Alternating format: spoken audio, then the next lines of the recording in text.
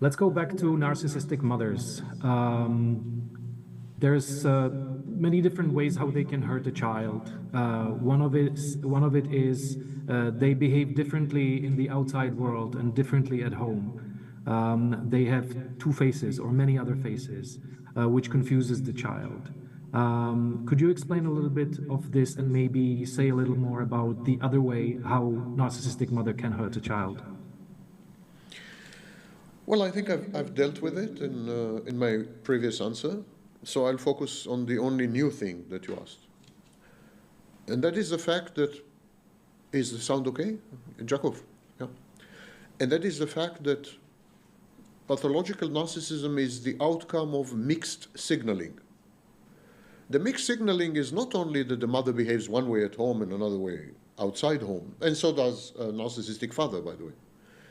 The mixed signaling is also, for example, that love, the mother's love, is conditioned. If you don't perform in a highly specific way, you're not going to get this love. You are loved only when you perform. Her love is performative. And so this sends a mixed signal. I love you, I don't love you. You're bad, you're good. So the child cannot settle on an integrated synthetic internal object, cannot settle on an identity, core identity, which is synthesized from good aspects and bad aspects, integrated, constellated. Because constantly there are mixed signals. You're all bad as a child or you're all good as a child. If you fulfill mother's wishes, if you obey her, if you bring her narcissistic supply, then you're an all good child.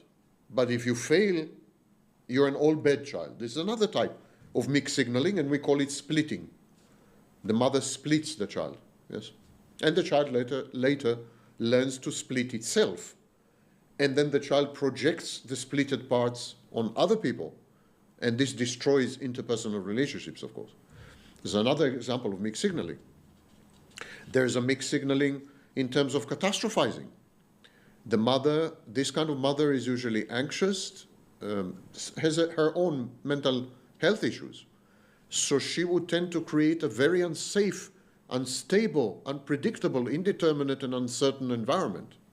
She would not afford the child what we call a secure base. The child would learn that any hint of independence or autonomy or agency is not only going to upset mother and lead to punishment, but it's going to destroy the world. It's going to destroy the shared fantasy. The first shared fantasy the child experiences is with the mother. But within the shared fantasy, there are mixed signals. One signal is, you are powerless as a child. You depend on me. You can become only through me. I define you.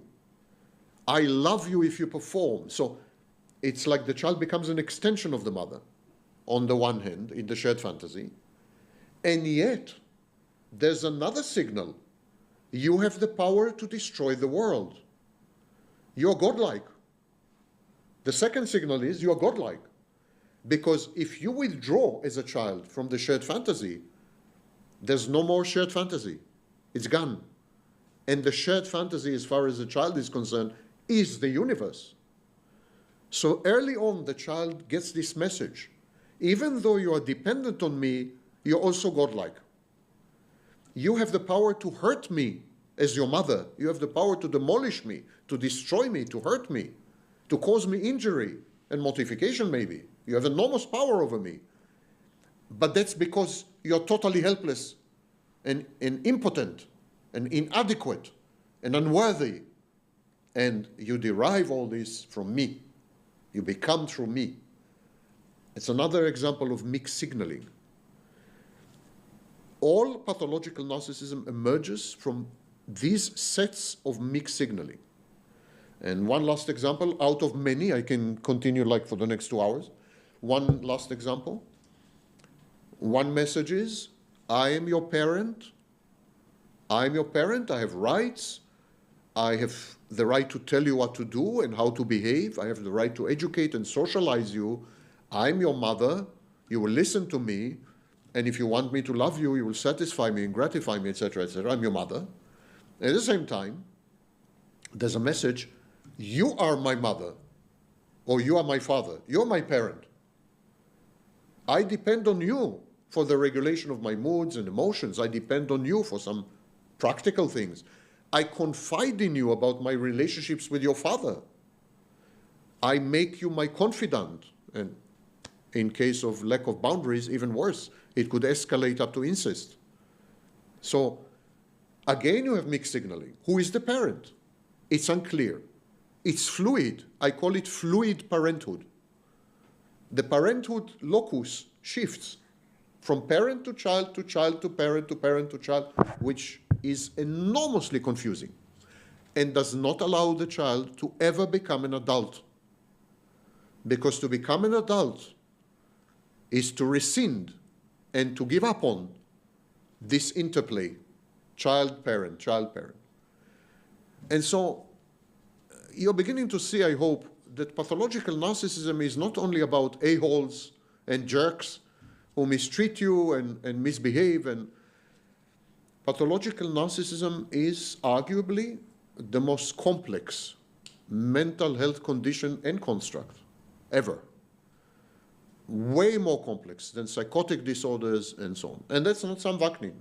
That's Kernberg, that's Kohut, that's many, many most eminent figures in psychology, Freud himself, Jung, all of them agreed that when push comes to shove, everything boils down to narcissism, and pathological narcissism is by far the most complex, absolutely most complex mental health deformity that there is. I've been studying it for 32 years. I am not particularly stupid, you may have noticed, and I don't think I have reached the end. I think if I'm blessed or cursed with another 30 years, I would still be delving. Every day I'm discovering something new. You don't have to believe me. Go to my YouTube channel. Every day there's a new video on my YouTube channel with some completely unprecedented new insight, unprecedented to me. Surprises me. And that's 32 years of daily work on this particular topic. So you can imagine how deep this is. And when I see all these people online caricaturizing narcissism, making a caricature out of narcissism, flattening it, making it two-dimensional, and reducing it to a morality play, the angelic victim against the demonic narcissist, good versus evil, religious language, I am infuriated. First and foremost, it damages the victims. There are victims. Narcissists victimize, definitely. And first and foremost, it damages the victims in a variety of ways. Can you